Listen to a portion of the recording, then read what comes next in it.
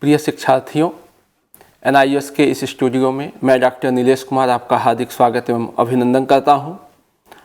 आज हम लोग पाठ 21 संकितस्य दुर्योधनस्य नीति कौशलम इस पाठ पर चर्चा करेंगे। प्रस्तुत पाठ जिसका नाम है संकितस्य दुर्योधनस्य नीति कौशलम। संकित संदेह में रहने वाला, भयभीत रहने वाला उस दुर्योधन की नीति कौशल अर्थात शासन व्यवस्था, वो किस कुशलता से किस नीतियों का प्रयोग करके अपने राज्य को चला रहा है। प्रस्तुत पाठ में हम दुर्योधन के इसी नीति कुशलता के संदर्भ में इस पाठ में पढ़ेंगे। आगामी श्लोकों में, आने वाले श्लोकों में दुर्योधन के नीति कौशल से संबंधित श्लोकों का, उसके नियमों का वर्णन किया गया है। प्रस्तुत पाठ महाकवि भारवी द्वारा रचित किरातार्जुनीय महाकाव्य के प्रथम सर्ग से लिया गया है। किरातार्जुनीय महाकाव्य में 18 सर्ग हैं, उसके प्रथम सर्ग से यह अध्याय गृहीत है। अब हम आगे श्लोकों को देखते हैं। पहला श्लोक संख्या 14 है। विधाय रक्षान् परितः परेतरान् अशंकिताकारमुपैति शंकितः क्रियापवर्गेषु नुजीविषात्कृताः कृतज्ञतामस्य वदन्ति संपदः। प्रस्तुत श्लोक में कह रहे हैं संकितः। प्रस्तुत श्लोक में दुर्योधन की जो भय है उस भय के विषय में बतलाया गया है कि कैसे भय से पीड़ित रहने वाला, शंका करने वाला, संदेह करने वाला वह दुर्योधन अपने संदेह को दूर करने, अपने शंकाओं को, अपने भय को दूर करने के लिए अपने आगे पीछे चारों तरफ कैसे सेवकों को नियुक्त किया हुआ है। और वह डर किससे रहा है? वह वनेचर कह रहा है युधिष्ठिर से कि वह दुर्योधन आपके भय से, किसी अन्य के भय से नहीं, अपने शत्रु अर्थात दुर्योधन के शत्रु युधिष्ठिर थे तो कह रहे हैं आपसे संदेह युक्त होता हुआ, आपकी तरफ से आने वाले विपत्ति से परेशान होकर के, शंकित होकर के वह अपने चारों तरफ अनेकों प्रकार की सुरक्षा किया हुआ है। तो कह रहे हैं संकितः, संदेह युक्त होता हुआ, भयभीत होता हुआ, संकितः शंका करता हुआ कि कोई अन्य व्यक्ति, कोई शत्रु राज्य का व्यक्ति आकर उसका वध न कर दे। तो संकितः संदेह युक्त वह दुर्योधन परितः अर्थात अपने चारों तरफ, सर्वत्र, परेतरान, पर इतरान अर्थात परेतरान, पर मतलब दूसरों के, और दूसरों से इतर अर्थात अपने लोगों को, आत्मीय लोगों को, स्वजनों को, वह दुर्योधन संदेह युक्त, संदेह में जीता हुआ, शंका करता हुआ वह दुर्योधन परितः अपने चारों तरफ, परेतरान अर्थात स्वजनों को, दूसरों से भिन्न अपने स्वजनों को, अपने विश्वस्त लोगों को, अपने आत्मीय लोगों को रक्षान विधाय, अपने चारों तरफ रक्षक विधाय नियुक्त करके, अपने चारों तरफ वो किस प्रकार के रक्षकों को रखा? परेतरान, अपने स्वजनों को, जिस पर उसको बहुत विश्वास था, ऐसे संबंधी जनों को, स्वजनों को, अपने आत्मीय जनों को वह रक्षक नियुक्त करके, विधाय नियुक्त करके, असंकिताकारम उपैति। असंकिताकारम अर्थात संदेह से रहित, न संकिता इति असंकिता, संदेह से रहित आकृति को उपैति धारण करता है। वह सबसे भयभीत है, लेकिन लोगों को दिखाने के लिए अपने चारों तरफ वह सेवकों को नियुक्त करके, रक्षकों को नियुक्त करके अपने को संदेह रहित दिखलाना चाहता है, संदेह रहित आकृति को प्राप्त करना चाहता है। तो वह दुर्योधन असंकिताकारम, असंकिता अर्थात संदेह से रहित, आकारम आकार अर्थात आकृति को, अपने स्वरूप को उपैति धारण करता है।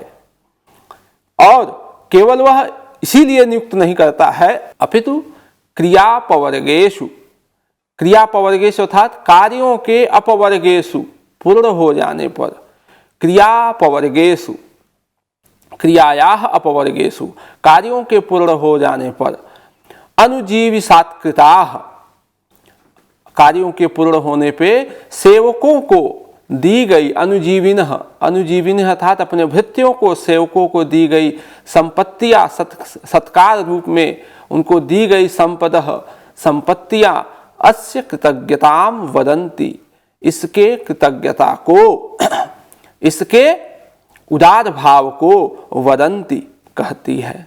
अर्थात वह दुर्योधन सशंकित होते हुए, संदेह युक्त होते हुए वह दुर्योधन अपने चारों तरफ सब ओर स्वजनों को, अन्य लोगों को नहीं अपितु स्वजनों को रक्षक नियुक्त करके, रक्षान विधाय, रक्षक नियुक्त करके असंकिताकारम उपैति, संदेह रहित आकृति को धारण करता है। और क्रियापवर्गेषु, और कार्यों के पूर्ण हो जाने पर वह दुर्योधन अपने सेवकों को अनुजीवी सत्कृता, अपने सेवकों को, भृत्यों को संपदः, अकूत संपत्ति, प्रभूत संपत्ति, अस्य, इस दुर्योधन के कृतज्ञता को, उदारता को वदन्ति कहते हैं। प्रस्तुत श्लोक में यह बतलाने का प्रयास किया गया है कि वह दुर्योधन कैसे अपने चारों तरफ अपने सेवकों से वह घिरा हुआ अपने को संदेह रहित दिखलाता है। यद्यपि वह अंदर से आपकी तरफ से आने वाली अर्थात युधिष्ठिर की तरफ से आने वाली विपत्ति से भयभीत रहता है, लेकिन अपने चारों तरफ सेवकों को नियुक्त करके वह अपने को शंका रहित दिखलाता है। और जो सेवक उसकी सेवा करते हैं, उसके कार्यों में लगे रहते हैं, उनको वह प्रभूत संपत्ति प्रदान करता है, कार्यों को पूरा करने के बाद उनको धन प्रदान करता है, जो उसके कृतज्ञता को अर्थात कार्यों के बदले दिए गए उपकार को कहता है, बतलाता है। प्रस्तुत श्लोक के व्याकरण को देखते हैं। परेतरान, परेतरान शब्द है परेभ्य इतरे परेतरे, परेभ्य अर्थात दूसरे से जो अलग है, परेभ्य इतरे परेतरे, तान परेतरान। क्रियापवर्गेष्व अनुजीवी सात्कृता, यह एक बड़ा शब्द है, इसका जो संधि विच्छेद है क्रियापवर्गेषु, कार्यों के क्रियापवर्गेषु धन अनुजीवी सात्कृता, क्रियापवर्गेषु अनुजीवी सात्कृता। क्रियापवर्गेषु का अगर हम समास देखें तो क्रियायाः अपवर्गेषु, क्रियासु अपवर्गेषु, कार्यों के पूर्ण होने पर। विधाय, विधाय का जो प्रस्तुत विधाय में वि उपसर्ग है, धा धातु है और ल्यप प्रत्यय लग करके विधाय शब्द बनता है। अगले श्लोक की तरफ चलते हैं। अगला श्लोक है अनारतं तेन पदेषु लम्भिता विभज्य सम्यग् विनियोग सत्क्रियाः फलन्त्युपायाः परिबृंहितायति रूपेत्य संघर्षमिवार्थ संपदः। अन्वय देखते हैं। कह रहे हैं तेन, तेन अर्थात उस दुर्योधन के द्वारा, तेन पदेषु उपादेय, तेन अर्थात उस दुर्योधन के द्वारा पदेषु, पदेषु से तात्पर्य है उपादेय वस्तुओं में, उपादेय कार्यों में सम्यक विभज्य, सम्यक रूप से विभाजित करके, पदेषु से तात्पर्य है उचित कार्यों में करने वाले व्यक्तियों को नियुक्त करके, उपादेय वस्तुओं में सम्यक विभज्य, उचित विभाजन करके, लंभिता समुचित, विनियोग सत्क्रिया, विनियोग से तात्पर्य है प्रयोग, प्रयोग रूपी सत्कार को, सत्क्रिया, विनियोग सत्क्रिया, प्रयोग रूपी सत्कार को प्राप्त कराए गए। अर्थात वह अपने कार्यों को जिन लोगों को देने वाला है, वह दुर्योधन देता है, वह उनके योग्यता को उचित प्रकार से प्रयोग करके, देख करके, उपायाः, वो उपाय, विनियोग सत्क्रिया, प्रयोग रूपी सत्कार को प्राप्त कराए गए। जो उपाय चतुष्टय है, वो उपाय चतुष्टय क्या है? उपायाः साम दाम दंड भेद, इन उपायों के द्वारा अपने सेवकों को उनके कार्यों को प्रयोग करके, देख के, उनके कार्यों के गुणवत्ता को देख करके, मानो संघर्षम उपेत्य इव, प्रयोग रूपी सत्कार को प्राप्त कराए सामादि उपाय मानो परस्पर संघर्षम उपेत्य एव, संघर्षम अर्थात परस्पर स्पर्धा को उपेत्य प्राप्त हो करके, प्राप्त हुए के समान परिबृंहितायति, चिरकाल तक, परिबृंहितायति, चिरकाल तक स्थिर भविष्य वाली अर्थ संपदः, धन धान्य आदि अर्थ संपत्तियों को अनारतम निरंतर फलंती उत्पन्न कर रहे हैं। अर्थात इस श्लोक में वह दुर्योधन अपने राज्य के धन संपत्ति को निरंतर उत्पन्न कर रहा है, उसके पीछे जो उसका कारण है वह कैसे इन धन संपत्तियों को उपयोग में ला रहा है, कैसे उसे उत्पन्न कर रहा है, उसके लिए कह रहे हैं कि वह योग्य व्यक्तियों को नियुक्त करके, योग्य व्यक्तियों के कार्यों का विभाजन करके, जो व्यक्ति जैसा सामर्थ्य है वैसे वैसे उसको कार्य दे करके और विनियोग सत्क्रिया और उस कार्यों का समुचित प्रयोग रूपी सत्कार, उसको प्रयोग में देख करके, केवल कहने मात्र से नहीं अपितु उसके कार्यों को देख करके, साम दाम चारों उपायों का प्रयोग करके वे अपने सेवकों से इस प्रकार कार्य ले रहा है कि उनके जो वह कार्य है वह आपस में संघर्ष नहीं कर रहे हैं, बल्कि कौन बेहतर कार्य कर सकता है, ऐसे उसके सेवकगण आपस में प्रतिस्पर्धा करके उसके लिए स्थिर भविष्य वाले धन धान्य को उत्पन्न करते हैं। अर्थात यहाँ पे वह दुर्योधन अपने उपाय चतुष्टय का प्रयोग करके अपने राज्य के श्री की वृद्धि कर रहा है और स्थिर भविष्य वाली धन संपत्ति को अनारतम फलंती निरंतर उत्पन्न कर रहा है। प्रस्तुत श्लोक का व्याकरण देखते हैं। कहते हैं विनियोग सत्क्रिया, विनियोग एव सत्क्रिया येषाम ते विनियोग सत्क्रिया। सत का विनियोग प्रयोग के द्वारा ही जिसके कार्यों को देखा जाए, प्रयोग के द्वारा ही जिसके कार्यों के विनियोग के माध्यम से, कार्य के माध्यम से जिसका सत्कार किया जाए, किसी के गुणों को देखकर जो उसका सत्कार किया जाए। विनियोग सत्क्रिया, विनियोग एव सत्क्रिया ये शाम ते विनियोग सत्क्रिया। अर्थ संपदः, अर्थाः एव संपदः, अर्थ ही है संपत्ति जिसकी, अर्थ ही है संपत्ति। अर्थ संपदः अर्थाः एव संपदः अर्थ संपदः। परिबृंहितायति, परिबृंहितः आयाति यासाम ताः परिबृंहितायतः ताः परिबृंहितायति। सुस्थिर भविष्य वाली। लंभिताः, लभ धातु में त प्रत्यय करके प्रथम पुरुष बहुवचन में रूप बनता है लंभिताः। अब आगे के श्लोक को देखते हैं। अगला श्लोक है अनेक राजन्य रथाश्वशंकुलम तदीयमास्थाननिकेतनाजिरम नयत्ययुग्मच्छदगन्धिराद्रतां भृशं नृपोपायनदन्ति नामदः। प्रस्तुत श्लोक में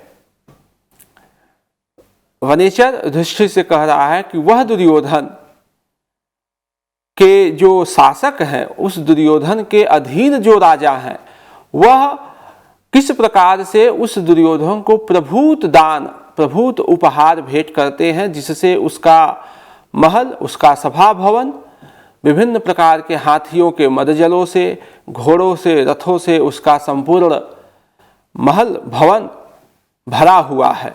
उसके संपूर्ण भवन को वह गीला किए हुए हैं, आर्द्र किए हुए हैं। आर्द्र से तात्पर्य है कि वह रथ, अश्व, गज आदि उसके महल में होने से वह उसकी आर्द्रता को, उसकी वृद्धि को बतलाते हैं। अन्वय देखते हैं। कहते हैं अयुग्मच्छद गंधे, अयुग्मच्छद गंधे एक पुष्प होता है, छितवन का एक पुष्प होता है। छितवन एक पौधा है जिसमें 7 पत्ते होते हैं। छितवन के पौधे में 7 पत्ते होते हैं।